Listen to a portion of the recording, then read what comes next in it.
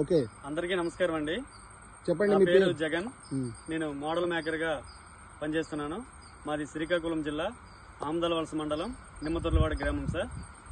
A grade మోడల్లో భాగంగా గట్టు 5 అడుగుల విస్తీర్ణం వెడల్పు చేసుకొని ఇందులో ప్రధానంగా పళ్ళ జాతికి వచ్చేసరికి బొప్పాయి, అలాగే మామిడ, సపోటా, అరటి పెట్టుకున్నాం సార్.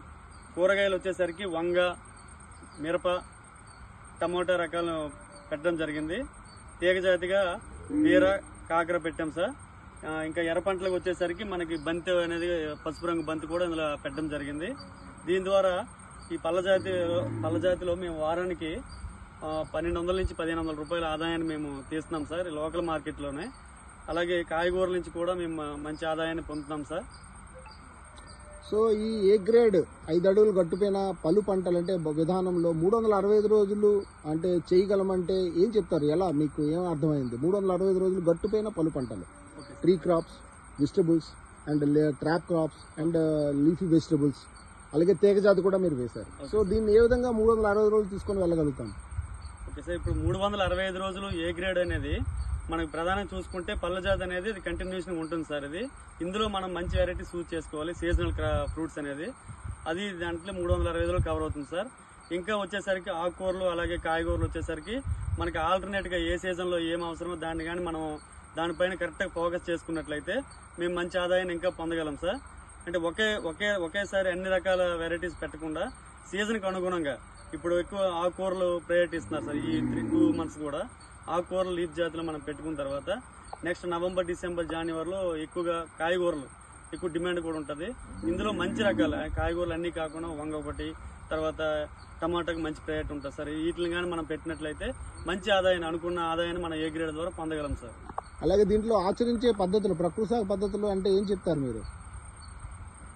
ప్రకృతి సాగు పద్ధతులు ఇందులో మనం 365 రోజులు దీనికి కావాలనుకుంటే ప్రధానంగా మనకి బయో ట్యాంక్ ఒకటి ఉపయోగపడుతుంది సార్. ఎందుకంటే మొక్కలకు కావలసిన మంచినీరు దగ్గర నుంచి దానికి కావాల్సిన బయో ప్రోడక్ట్ అన్ని కూడా కషాయాలు కానీ గ్రోత్ ప్రమోటర్స్ కానీ అన్ని కూడా దీన్ని బిల్డప్ చేసుకుంటూ మనం ఈ యొక్క 365 రోజుల ప్రయాణంలో భాగంగా మొదటి ప్రయారిటీగా మనం బయో ట్యాంక్ కి ఉండాలి సార్ ప్రతిదీ కూడా.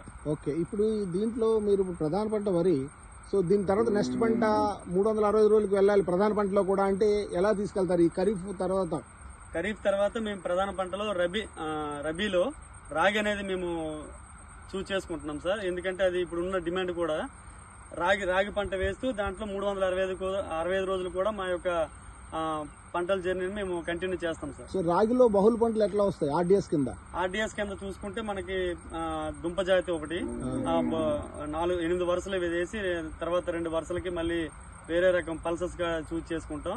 అలాగే దీని యొక్క బెడ్స్ వేసుకొని బెడ్స్ మీద దుంప జాతి అయినటువంటి క్యారెట్ గానీ, బీట్రూట్ గానీ, ముల్లం గానీ దుంప జాతులు పెట్టినట్లయితే 365 రోజులు కూడా క్రాప్ అనేది ఇందులో కనబడుతుంది సార్. సో రాగిలో ఆర్డిఎస్ కింద వెళ్తారు మీరు రబీ సీజన్? వెళ్తాం సార్. సో దాంట్లో వెజిటబుల్స్ ఉంటాయి, ట్యూబర్స్ ఉంటున్నాయి, బోర్డర్ క్రాప్ గా సజ్జ ఒకటి ఉంటుంది సార్, బెండ్ ఒకటి ఇందులో మనం ఉంటుంది సార్. ఓకే, సో ఈ విధంగా మీరు తీసుకుని వెళ్తారు.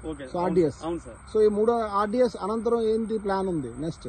ఆర్డిఎస్ తర్వాత మళ్ళీ పిఎండిఎస్ 30 రకాలతో మనం అంటే గ్యాప్ ఏం ఉండట్లేదా మీకు రాగికి ఆ పలు పంటల విధానంకి? లేదు సార్.